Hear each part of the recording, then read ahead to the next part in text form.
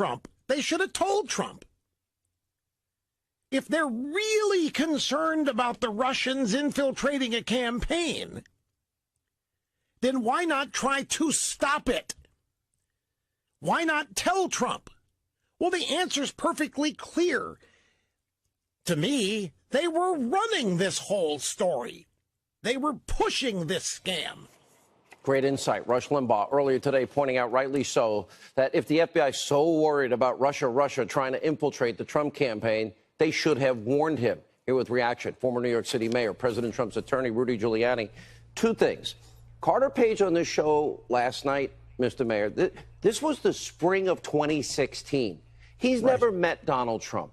And Comey's notes, the single biggest unreported part of it was Trump saying to Comey, hey, I didn't collude with Russia, but if anyone around me did, I want you to get to the truth. Reaction.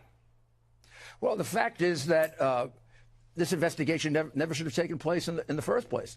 If we consider the counterintelligence investigation, the spying, the Spygate, all appropriate descriptions, here's what I want to know.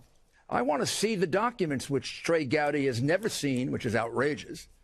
And I'm not going to let my client testify, the President of the United States, even if he wants to, without those documents being produced. And myself and Jay Sekulow and Jane and Marty, we're going to go over it with a fine-tooth comb. Only if and when we find that this was handled appropriately, and there's some evidence on which they could base this phony investigation, will we have them testify. But if there is no evidence, which I assume there is no evidence, then, I mean, he shouldn't testify. The whole thing should be squashed. I mean, it should be ended immediately. And we'll challenge Mueller to write whatever you got. Take your best punch with all your 13 Democrats there. You couldn't find a Republican? Andrew Weissman. How about an independent? How about you got guys with ethical issues at the Justice Department? I know that because I was a high-ranking official in the Justice Department. So you got a group there that's a lynching mob. So let them do their job. And, boy, we're ready to knock the heck out of you with our report, which will be authoritative. It'll be backed up. It'll be backed up with law and facts. And we'll let the American people decide this. You know, some people have criticized my strategy, which is the president's, of, to some extent, playing to the American people. If this were a regular case, I wouldn't be doing it. But the people who will decide this are the people of the United States in the 2018 election. And they are switching fast, and the Democrats are running for cover. You don't hear them say the words impeachment anymore. I challenge Maxine Waters to say impeachment. Say it. Say impeachment, sweetheart. Just say it. Wow. And you know what's going to happen? You're going to go down. Not maybe you, because they vote for you. I don't know why, but they vote for you. But your colleagues are going to go down. And this is the change that we've brought about by engaging and not letting them get away with the unethical behavior that has now outraged Judge Ellis, Judge Wood. You know what she did? She threw Avenatti, the television star of the left-wing CNN and MSNBC, she threw him out of court. He doesn't belong in a New York court. He's not ethical enough. You know why? Mr. Mayor. Because he's a big liar. And he wanted to debate me. Like heck he's going to debate me. He should go debate in some gin mill. You know, you said it earlier, and you're confirming here tonight, that if Mr. Mueller tries to subpoena the president, we will fight this all the way to the Supreme Court. Mark Levin has said the Constitution is on the president's side. Judge Ellis's comments, this going back to a 2005 tax case with Ukraine and Paul Manafort to put the screws to the president so that Manafort sings or composes supporting perjury and the hopes that they can prosecute or impeach the president. Well, Sean, I have no fear of it, nor does the president. The president has done nothing wrong. Read my lips. Nothing wrong. So they can, and none of these people, Manafort, Cohen, they're not going to lie. They can go pound sand. They're not going to lie. What about the spying and the FISA court abuse? I've been brought up that you lie to a judge. Wow. Good luck to you. You got to go to jail for that. I mean, it's one thing to lie even in a criminal case. Another thing to lie in a counterintelligence probe. And also, the FISA judges really rely even more than a criminal Rod Rosenstein signed the final the final FISA application. Sally Yates signed one. I mean, so what? I mean, so what? But it was the bulk of it was Hillary Clinton bought and paid for, foreign intelligence built Russian lies. Yeah, and they never corroborated it. And why? And I'll follow up on what Rush said. Of course, if it wasn't spying, they should have come to the Trump campaign. They could have come to me. My goodness, I was the FBI Man of the Year that year. They could have come to me, and they could have told me, and I could have briefed the president, or they could have briefed the president. And now, that would have been in the spring of 2016. The president never met Carter Page. Ever. To this day, he never met Carter Page. He hasn't met most of these people. He hasn't met most of these people that they allege. And they haven't alleged collusion on the part of anybody. Even those Russians, the phony indictment they have of the Russians, who will never come here for trial. They colluded with each other. Russians colluding. Oh, wow, that's big news. Russians have been colluding since the Soviet Union. Yeah. All right, Mr. Mayor. To interfere in our elections. Thank you, Sean. Thank you for being a patriot. Thank you. We really appreciate it, and the president appreciates it, if I may say so. It's about the truth, and it's the biggest abuse of power, corruption scandal, everything we talk about with FISA, fixing the Hillary investigation, spying on a campaign. Don't think that he has any reluctance to be interviewed. He's ready, willing, and able to be interviewed, and he'll knock him out. It's me and his lawyers that don't want to see the president set up. I wouldn't allow, if I was a lawyer, this president to go anywhere near any special counsel that hires a guy like Andrew Weissman, ever. Okay. My 2 cents. I hear you. I hear you. All right, sir. Thank you. Breaking tonight, the story making news again. Many in the media hailing Congressman Trey Gowdy's appearance here last night for apparently debunking what the president refers to as Spygate. Listen. President Trump himself, in the Comey memos, said, if anyone connected with my campaign was working with Russia, I want you to investigate it. And it sounds to me like that is exactly what the FBI did. Our own Judge Andrew Napolitano joins us in a moment. He shared a similar opinion. The Trump people think that the FBI had an undercover agent who inveigled his way into the campaign and was there as a spy on the campaign seem to be baseless. There's no evidence for that whatsoever. Here is some of the strong reaction from the media.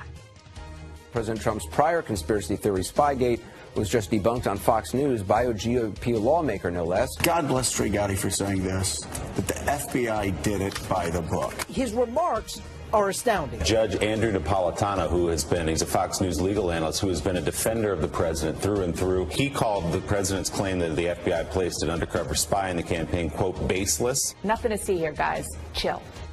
Earlier this evening, I got Judge Andrew Napolitano's reaction. Do you agree with the commentators that we just showed that you're calling out the president and basically debunking his theory of Spygate? Well, I'm relying on the accuracy of what Trey Gowdy reported to you and what, candidly, he told me about before the show started, because he knew I was going to be on last night to comment on him. He has a top secret security clearance. He saw all these documents. Assuming he saw the right documents and wasn't misled by Deputy Attorney General Rosenstein or FBI Director Wray, which I think is extremely unlikely that they would have misled him, and he basically said, yes, the FBI used an informant, and they did that by the book. No, the FBI did not have a spy inside the campaign, as the president and his most articulate spokesperson these days on the legal side, former Mayor Giuliani, have been claiming. So, yes, I do agree with that. But you and everybody else who's talked about this has said that a spy and an informant are basically the same thing, depending on which side of the fence you're on. Yes. Yes. So a spy, so why are they different here? Is the other guy's informant, right. An informant is your guy. But if by spy, because Rudy Giuliani said an FBI agent undercover, if by spy they mean a human being that is a government agent pretending to be somebody else on the inside of the campaign, where the right to privacy is protected, where the Fourth Amendment protects the conversations, right, so they would need a search warrant for that. You think that the Trump campaign believes that there was an FBI-hired person working in the campaign? Pretending to be somebody else, an agent of the government. For that, they'd need a search warrant. And that's what Trey Gowdy says there is zero evidence I'm not sure that they have clearly said that they believe that it was someone who was being paid by the FBI and who was working in the campaign. Are they talking about the same person that we're all talking about? Someone who was on the periphery of the campaign, who was, basically emailing out of the blue Carter Page and George Papadopoulos and saying, hey, let's meet up. I'd like to talk to you. I mean, clearly fishing to see if the Russians were going after them. And there's no problem with that, but aren't we all talking about the same thing?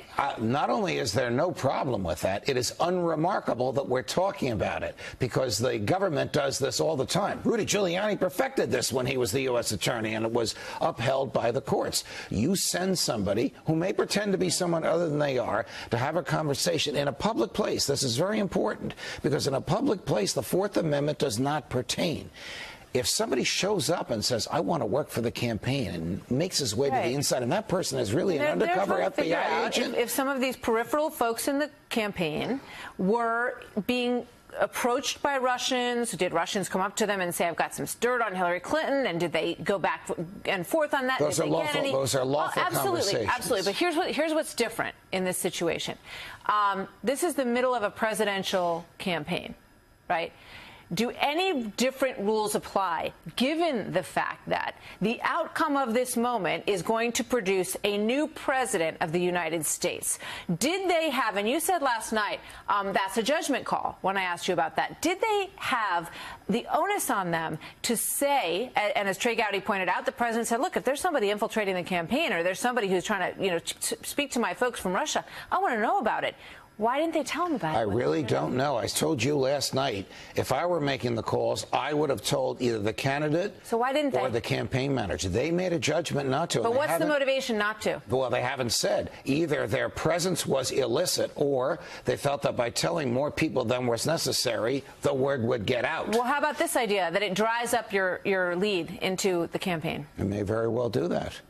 And so that would be a very legitimate law enforcement-based reason for not announcing your presence. That's why I said it's a judgment call. But then when they come across the dossier, James Comey says he was compelled. He had to tell the president about that piece, but not any of the other stuff. So why did they make that judgment call and not the rest of the story? Well, you're asking the wrong person. You'd have to ask Comey if he ever was willing to sit here.